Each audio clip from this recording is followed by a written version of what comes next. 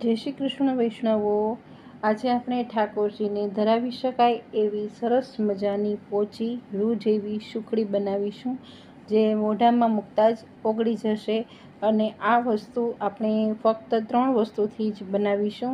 અને એ માટે પહેલાં ઘી લઈશું। ઘીને આપણે ગરમ કરીશું અને એ પ્રોપર ગરમ થાય ત્યારબાદ આપણે એમાં લોટને શેકીશું। અહીં મેં નોનસ્ટિક વાસણ લીધું છે અને ઝીણો લોટ લીધો છે। સુખડી હંમેશા ઝીણા લોટથી બનતી હોય છે। અને હવે આપણે આ સુખડીના લોટને ધીમા તાપ ઉપર શેકવાનો છે।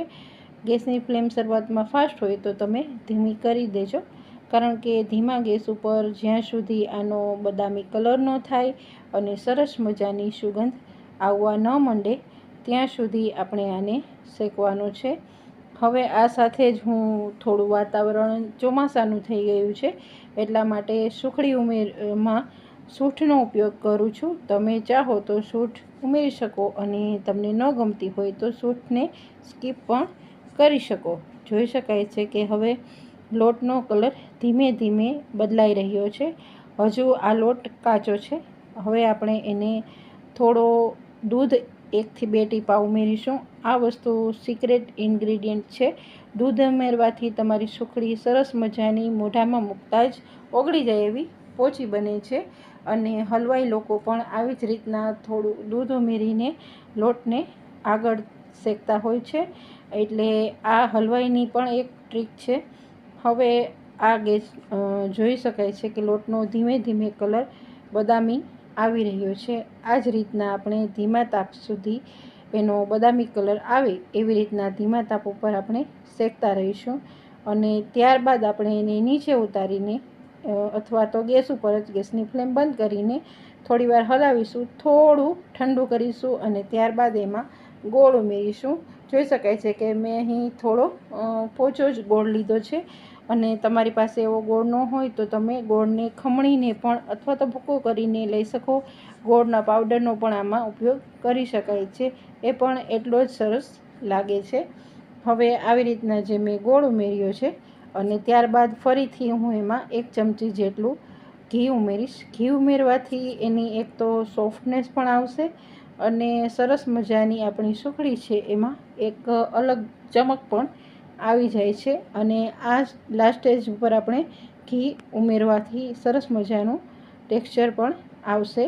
હવે આવી રીતના આપણે બરાબર રીતે ગોળને મિક્સ કરી દઈશું। ગોળની કણીઓ ન રહે એવી રીતના આપણે એને મિક્સ કરવાનું છે। અને હવે ઘીથી ગ્રીસ કરેલી એક પ્લેટ લઈ લઈશું અને એની ઉપર આપણે જે આ સુખડીનું મિશ્રણ છે એને બરાબર રીતે હળવે હળવે દબાવીને પાથરી દઈશું અને સરસ મજાની આપણી આ સુખડી તૈયાર થઈ જશે। પ્રભુ યોગ્ય સામગ્રી આ તૈયાર થઈ છે અને ઘરમાં નાના મોટા સૌને પણ ભાવશે। તો બની છે ને એકદમ પોચી રૂ જેવી સુખડી। આવી સરસ મજાની સુખડી તમે પણ બનાવો। હા, તમે ચાહો તો જો તમારે સામગ્રીમાં ન ધરાવવી હોય તો તમે આમાં ગુંદરનો પણ ઉપયોગ કરી શકો છો। મેં આ પ્રભુને ધરાવવા માટે સામગ્રી બનાવી છે એટલા માટે મેં આ ગુંદરનો ઉપયોગ નથી કર્યો। જો તમને મારી ચેનલ પર જોવા માટે નવા વિડીયોઝ ગમતા હોય તો મારી ચેનલને લાઇક, શેર અને સબસ્ક્રાઈબ કરજો।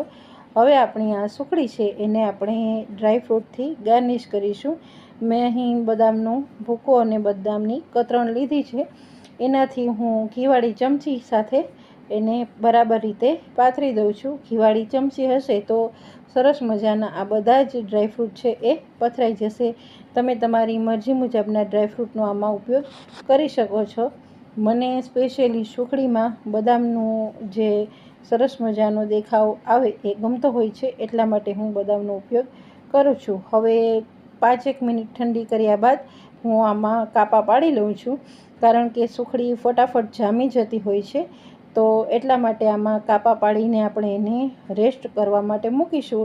તો ત્યારબાદ આપણે જ્યારે જામી જાય અને સરસ મજાની સુખડી તૈયાર થઈ જાય તો આપણા કાપા પાડેલા રેડી હોય તો આપણે પ્રભુ સમક્ષ એ ધરાવી શકીએ। આવી રીતના આખી જ જે પ્લેટ છે એમાં હું કાપા પાડી લઉં છું અને નીચે સુધી આપણે કાપા પાડી લઈશું અને ત્યારબાદ એને ઠંડુ થવા માટે મૂકીશું. તમારા અત્યારે જે વાતાવરણ ચાલી રહ્યું છે તે ચોમાસાનું છે, એટલે કદાચ તમને એવું લાગે કે થોડું ઢીલું છે, તો તમે અડધા કલાકની બદલે 1 કલાક માટે ઠંડુ થવા માટે મૂકી શકો છો. પણ આ રીતની તમે સુખડી બનાવશો તો એને જામતા પણ વાર નથી લાગતી. સરસ મજાની પ્રભુ યોગ્ય સામગ્રી તૈયાર થઈ જાય છે. હવે આપણે એને ઢાંકીને રાખી દઈશું અને સરસ મજાની સુખડી આપણી તૈયાર થઈ ગઈ છે. હવે હું એના પીસ કરીને પણ તમને બતાવું છું. સુખડી સરસ જામી ગઈ છે અને બંને સાઈડથી આપણે થોડા થોડા હળવા ચપ્પુ વડે અથવા તો તાવીથા વડે કરીને ઊંચું કરીને પીસ જોઈ લઈએ. સરસ મજાની સોફ્ટ આપણી સુખડી તૈયાર થઈ ગઈ છે. એને આપણે પ્લેટમાં સજાવી લઈશું અને સરસ મજાની આપણી આ સુખડી આપણે પ્રભુને ધરાવી દઈશું. સુખડી એક એવી સામગ્રી છે જે પ્રભુને તો આપણે ધરાવી જ શકીએ છીએ, પણ આને આપણે પ્રવાસમાં ક્યાંય જવું હોય તો પ્રભુ માટે સામગ્રી રૂપે આપણે બનાવીને અઠવાડિયાથી 10 દિવસ માટે પણ લઈ જઈ શકીએ છીએ. અને કોઈ પણ જગ્યાએ એવો કોઈ અવકાશ ન હોય કે તમે ત્યાં સામગ્રી બનાવી શકો, તો આ સુખડી અઠવાડિયાથી 10 દિવસ સુધી તો એવી ને એવી રહે છે, જરા પણ ભાંગતી નથી અથવા તો બગડતી પણ નથી, કારણ કે આમાં પાણીનો ભાગ નથી. હવે તમને હું પીસ કરીને પણ બતાવું છું. જોઈ શકાય છે કે કેટલી મસ્ત સોફ્ટ આપણી સુખડી તૈયાર થઈ ગઈ છે. તો આવી રીતના તમે પણ સુખડી બનાવજો, પ્રભુને ભોગમાં ધરાવજો. અને જો તમને મારી રેસીપી ગમી હોય તો વિડીયોને લાઇક, શેર અને સબસ્ક્રાઈબ પણ કરજો. તમે બદામની બદલે તમને મન ભાવતા કોઈ પણ જાતના તમારા ઘરે અવેલેબલ હોય તે બદામ, કાજુ અથવા પિસ્તા એનો પણ ગાર્નિશિંગ માટે ઉપયોગ કરી શકો છો. તો કેવી બની છે સુખડી મને જરૂર કોમેન્ટ કરજો અને મારી ચેનલને વધુમાં વધુ શેર કરજો અને લાઈક કરજો. અને જો તમે સબસ્ક્રાઈબ ન કરી હોય તો ચેનલને સબસ્ક્રાઈબ પણ કરજો. જય શ્રી કૃષ્ણ.